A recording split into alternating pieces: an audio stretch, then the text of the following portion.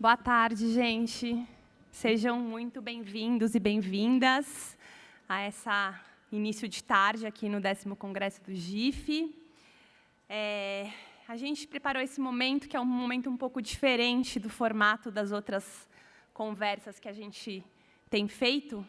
É um momento que a gente chamou de Novas Vozes. E o Novas Vozes é um convite do GIF para que jovens brilhantes, com diferentes perfis e trajetórias, compartilhem as suas histórias, motivações e visão de mundo.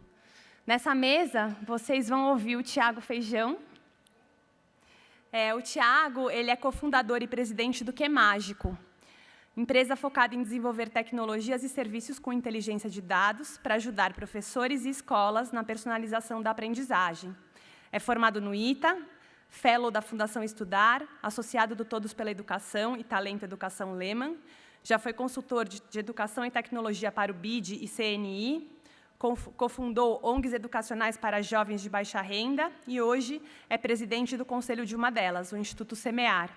Atualmente participa ativamente também do Conselho de Instituições de Educação. Esse vai ser um momento para vocês ouvirem um pouco as percepções do Thiago sobre as demandas, necessidades e soluções que estão sendo construídas na nossa sociedade desde um olhar mais jovem, de novas gerações. Um convite para que a gente possa refletir sobre como o universo do investimento social privado pode somar esforços e impulsionar ações de transformação social que estão sendo idealizadas, pensadas, produzidas e implementadas pelas novas gerações. Com isso, convido o Thiago a subir ao palco e começar a sua apresentação. Está funcionando? Não sei. Tá. Agora tá. Todo mundo me ouvindo. Eu vou só pegar mais um pouquinho de água, que no início você sempre fica muito nervoso. Então, muito boa tarde. Obrigado pelo convite, super lisonjeado de estar aqui. E me pediram para compartilhar com vocês um pouquinho da minha história, né, um pouco do que eu aprendi na caminhada e qual o tipo de contribuição que hoje, né, eu e todo mundo que trabalha comigo está dando para o mundo. E é basicamente isso que eu vou falar. Então, são conceitos, né, que eu fui aprendendo e que eu fui organizando, e no final fazer uma leve chamada, né, sobre um mundo de investimento social, que foi o que me pediram também, sobre qual é a minha opinião, sobre para onde que as coisas estão indo e como que eu acho, né, então a minha humilde opinião, que a gente pode caminhar junto em direção a um Brasil melhor, mais justo, e assim vai. Tá. Eu fiquei pensando sobre qual seria o título, né, dos slides em que contariam a minha história.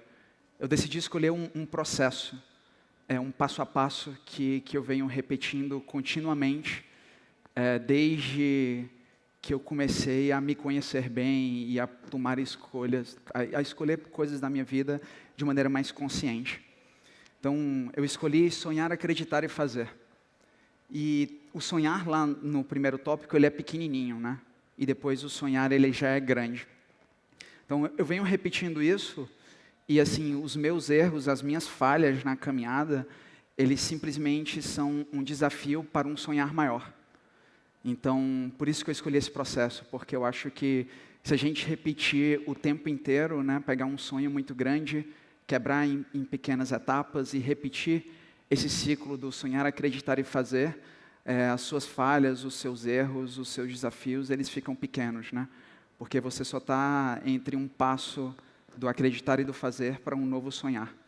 Então, achei que isso representaria bem um pouco da minha história. Na caminhada desse sonhar, desse fazer, duas coisas foram muito importantes para mim. A primeira coisa foram pessoas, e a segunda, aprendizado. Em todos os desafios que eu passei, eu tive a oportunidade de ter mentores. E esses mentores, eles me fizeram as perguntas certas, nos momentos certos, e me deram a oportunidade, que é uma coisa que pouca gente tem, de conseguir desbravar, né, os seus erros, acertar mais rápido e errar menos. Então, acho que esses mentores, que no início da nossa vida são os nossos professores, foi o que eu tive na minha jornada e continuo tendo até hoje. E eles me fizeram aprender. Então, dentro desses ciclos do sonhar e do acreditar e do fazer, pessoas e aprendizado são as coisas mais importantes que mudaram a minha vida. E, coincidentemente, a minha paixão, ela é por educação. E educação é feito de pessoas e de aprendizado, né? Você vai numa escola, você vê aquele barulhão da meninada lá, tipo uma energia gigante dentro da escola. São pessoas, são professores. E por eu valorizar, talvez, tanto isso na minha vida pessoal, fez com que eu decidisse dedicar minha vida, né, nesse ciclo do sonhar à educação. Então, pessoas e aprendizado em cada momento. Um dos meus mentores, quando eu estava passando por um desafio, mais ou menos no 3º, 4º ano da faculdade, assim, você passa por um momento de muita imaturidade e tenta fazer muita coisa junto e não foca. E eu estava fazendo muita coisa e um dos meus mentores me fez essa pergunta. Só que a maneira como ele fez a pergunta não foi de maneira bonita, como a gente lê quando ela está escrita. Foi de uma maneira relativamente mais agressiva e insistindo que eu pensasse nisso antes de tomar as decisões pela impulsividade que você tem, né, em uma determinada faixa etária para fazer as coisas, fazer rápido. Então você é imaturo e não sabe o desafio de resolver um problema, não sabe a importância da paciência, a importância da disciplina. E quando você tem mentores, eles te aceleram, né? Eles fazem você errar menos. Então, a primeira pergunta que me fizeram e que mudou a minha vida foi: cara, por que tu acorda todo dia e faz o que você faz? Ela é uma pergunta de autoconhecimento, né? Então, ela é uma pergunta que te faz refletir se você está dedicando o seu tempo nas coisas que te fazem sorrir. Sabe, uma maneira de pensar nela é: se durante o seu dia você sorriu muito, é porque provavelmente você está dedicando o seu talento, né, a uma coisa, o seu talento na sua profissão, a uma coisa relacionada à sua paixão. Então, por isso que essa pergunta ela é muito importante e muito poderosa. Na história, eu li um monte de biografias, né, acho que todo mundo gosta de biografia, mas você vê que as pessoas que dão algum tipo de contribuição para o mundo, elas respondem essa pergunta muito cedo. E quanto mais cedo elas começam a focar e a tentar dar a sua contribuição para o mundo, mais cedo elas dão a contribuição. Então essa pergunta para mim é um espetáculo e eu acho que as escolas deveriam ensinar isso como uma coisa primordial na educação, né? Porque se você consegue despertar o talento, o sonho de uma criança, ela muda o mundo mais rápido.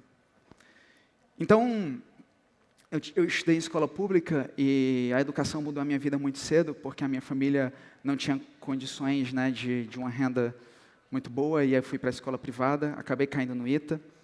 Fui professor e diretor desse CAGE, do CAGE, que é uma escola de ensino médio que tem 500 alunos. Trabalhei lá durante 3, 4 anos. Fundei o CAGinho, que é uma escola de ensino fundamental, que hoje tem 300 alunos. Logo depois, eu fundei o Instituto Semear, que basicamente procura jovens universitários que são financeiramente desfavorecidos, dá uma bolsa para que eles possam transformar a sociedade em que eles vivem. Hoje, o CAGinho tem 300 alunos, o Instituto Semear, a gente apoia quase 500 jovens espalhados pelo Brasil, que estão na faculdade trabalhando em projetos sociais. E a Fundação Estudar, eu coloquei ali porque ela impactou muito a minha vida, no sentido de ter mentores, no sentido de ter gente me ajudando na caminhada. Então, o que eu aprendi nesse passo a passo todo, né? O que é aprendizado para mim e o que são pessoas para mim? Aí eu coloquei esses 4 pilares, porque eu venho dedicando meu tempo a garantir que esses 4 pilares eles avancem mais rápido, né? Então, pessoas aprendendo do seu jeito, pessoas aprendendo mais rápido, pessoas aprendendo em qualquer lugar e uma pessoa ajudando a outra a aprender. Eu acho que se a gente define aprendizado nessas 4 coisas, que é uma conexão de pessoas e aprendizado, a gente acaba criando ferramentas ou ajudando professores ou as escolas a darem saltos mais rápidos em direção aos conceitos de aprendizagem. E pessoas que eu acho que a escola, por diversos motivos, não cabe julgar, mas o currículo ser extenso, etc., acaba não despertando o autoconhecimento das pessoas e acaba esquecendo do sonhar ou da paixão do dia a dia, do fazer, né, da determinação, que é uma coisa que está mudando muito agora, e de passar princípios, né, de integridade para formar bons cidadãos.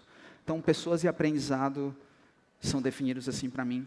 E tudo que eu vim construindo depois daquela história que eu contei vem sendo sempre baseada nesses pilares, nesses princípios, e assim vai. E aí a outra pergunta que eu acho que muitos de vocês devem se fazer também é assim, se imagina com 90, 100 anos de idade, e você está conversando com seu netinho, com seu bisneto, não sei. Qual é a história que você conta para ele da sua vida? Qual é a história que você conta para o seu neto do orgulho que você teve na sua vida? Essa é outra pergunta muito profunda, né? Porque te joga basicamente para o fim da vida e te faz refletir sobre tudo que tu fez. E se você está dedicando tempo ao que realmente é certo e ao que realmente faz sentido para você. E para mim foi assim também. Comecei a dedicar o meu tempo ao que é mágico, que aí eu vou explicar para vocês, que falaram aqui. Basicamente, a gente usa a inteligência de dados para fazer as pessoas aprenderem mais rápido, do jeito delas, em qualquer lugar, e ajudar o professor a acompanhar cada aluno do seu jeito. Só que, da mesma maneira que a jornada da minha vida tem um monte de grandes logos, a jornada do empreender também tem vários logos. Vou contar rapidinho aqui para vocês. Então, assim, tudo isso aqui é a história do que é mágico. Começou com uma coisa que chamava Aulas do Vaca. Mas se você parar para pensar bem, começou comigo tirando dúvida de alunos de escolas públicas. Começou comigo indo dar lá aula de reforços há 10, 12 anos atrás. E que com a bagagem de experiência que eu fui tendo em tecnologia e no que for, fez as matérias que eu tive no ITA, né, de matemática, estatística, conectadas com essa paixão de educação, fizeram querer empreender em tecnologia, né, de aprendizagem de uma maneira geral. Mas essas são as logos. Eu e um amigo meu, no nosso quarto, a gente decidiu começar a gravar, né, a passar o nosso conhecimento. A gente tirava dúvidas e a gente queria fazer isso mais rápido, então a gente começou a gravar videoaulas. E essas videoaulas ficaram muito famosas no YouTube e a gente achava que poderia dar uma grande contribuição. Depois disso, a gente deu uma organizada melhor, colocou uma série de exercícios, uma série de funcionalidades que poderiam ajudar o professor. E depois disso, a gente abriu para o Brasil todo e mais de 300 mil alunos espalhados pelo Brasil estudaram pelo que é mágico. E aqui eu passei pelo primeiro grande desafio, porque a gente não conseguiu construir um modelo de negócio que fosse sustentável, né, que fosse replicável, que fosse escalável. E aí foi um momento em que você sempre conta o lado bom, mas em que você pede empréstimo, que você tranca a faculdade, que você cheira em casa, deita na cama e só ouve o próprio coração e chora pra caramba. Então, assim, na jornada do empreender, é igual a nossa vida, né? Então, a gente passa por subidas e descidas na montanha-russa e empreender em educação, por mais apaixonante que seja, é tão difícil quanto. E a educação é isso, né? Se você não tem uma paixão muito grande, você não fica muito tempo lá. E aí a gente foi evoluindo, colocando inteligência de dados, inteligência artificial, e assim vai. Mas no fim do dia, a gente concluiu que a gente só tinha que colocar, né, 3 coisas em tudo que a gente construía, que era inteligência, personalização e rede. E aí eu vou compartilhar um pouquinho do que eu aprendi e contar um pouco de para onde que todo esse bonde está indo, né? E dar a minha opinião sobre investimento social. Basicamente, a gente organiza as escolas nesses 3 pilares. As escolas, elas focam em excelência acadêmica, habilidade de vida ou cidadania global. Coincidentemente, no mundo do setor privado de escolas, as mensalidades aumentam na mesma direção da pirâmide. Então, as escolas que não têm muito recurso para focar em habilidade de vida ou em multilínguas, né, inglês e tudo mais, elas têm uma mensalidade menor e acabam focando muito no currículo, no conteúdo de uma maneira geral. Então, o grande problema é como é que você constrói uma tecnologia que você pega essa parte da base da pirâmide e faz com que as escolas possam realocar recursos que estão extremamente focados ali. Um dos recursos é o próprio professor, para focar nos outros pilares que são tão importantes para o mercado de trabalho hoje. Então, esse é o primeiro problema dentro das escolas. O segundo é o do professor, né? O professor, além de estar muito conectado ao currículo, ele tem uma burocracia gigantesca que ele tem que resolver dentro da sala de aula para que ele consiga, né, focar no que realmente é importante, que é o aprendizado da criança. Então, como é que você constrói coisas, mesmo problema, para salvar o tempo do professor, para que ele possa dedicar o tempo dele a intervenções educacionais? O mundo ideal era que a gente tivesse um professor por aluno, né? Então, é isso que todas as escolas tentam fazer, né? Tipo, acompanhar cada aluno de maneira individualizada. Só que isso é extremamente caro. Então, se você não consegue... Imagina ter um professor por aluno, é muito caro. Nenhuma estrutura financeira consegue manter esse tipo, né, de aprendizado. Mas, bem, se você consegue salvar o tempo do professor, você consegue pegar esse tempo, ele consegue utilizar esse tempo que sobrou para maximizar intervenções educacionais, para dedicar o tempo dele ao aprendizado e ser reconhecido por isso, que é uma coisa que a gente não faz tanto. Então, a gente juntou essas duas pirâmides e acabou criando uma tecnologia, né, serviços e tecnologias que automatizassem e salvassem o tempo do professor, contribuindo com a excelência acadêmica para reinventar esse aprendizado de uma maneira geral. E é isso que a gente faz hoje com escolas do Brasil, públicas e privadas. O QMágico acabou se reinventando nessa caminhada, quando a gente aprendeu tudo isso. A gente tem produtos que são educativos, então as escolas ou os professores não necessariamente estão preparados para personalizar a aprendizagem, então você tem que ir focando numa dor pequenininha e dando pequenos passos em direção à personalização, que foi exatamente o que a gente foi fazendo. Pois bem, imagina se você consegue criar uma rede de escolas e professores espalhados pelo Brasil, e que o melhor de cada projeto pedagógico fosse compartilhado entre escolas e professores do Brasil. De uma maneira geral, tem um tipo de negócio no Brasil que chama sistemas de ensino. Esses caras, eles pegaram isso de uma escola muito boa, que tinha excelentes resultados acadêmicos, empacotaram de uma maneira super inteligente e escalaram. Eles estão nas escolas públicas, eles estão nas escolas privadas, mas assim, uma coisa que a tecnologia pode fazer é dar o poder para que cada escola e cada professor possa pegar o seu projeto pedagógico que tem impacto na aprendizagem e levar para o Brasil todo. Então, imaginem uma rede em que você não é dono do conteúdo nem do serviço pedagógico e que esse conteúdo e esse serviço pedagógico é da rede, dos professores e das escolas e que meritocraticamente, né, pelo impacto na aprendizagem que o professor gera, todo mundo se beneficia disso financeiramente. Se você olha na cadeia de valor da educação, tem o professor e o aluno. E no meio tem um monte de ferramentas. O dinheiro todo da cadeia de valor, economicamente, está no meio. E o professor, que é o maior responsável pela aprendizagem, não se beneficia tanto disso. Então a tecnologia pode quebrar isso e dar uma distribuída, democratizar mais, né, tudo isso. Então, a gente criou esse ambiente que conecta todo mundo, está criando essas oportunidades para professores e escolas. E aí, blackout, para eu fechar, que o tempo, tem um pouquíssimo tempo aqui, vai estourar. Esse blackout é basicamente para falar os aprendizados. Aí eu tomei umas notinhas aqui. Mas assim, eu dediquei o meu tempo, ainda tinha uns slides, não sei se foi eu que fechei. Dá para voltar os slides? Então, basicamente assim, o que eu queria deixar, né? O maior desafio para mim foi conseguir unir impacto social com modelo de negócio.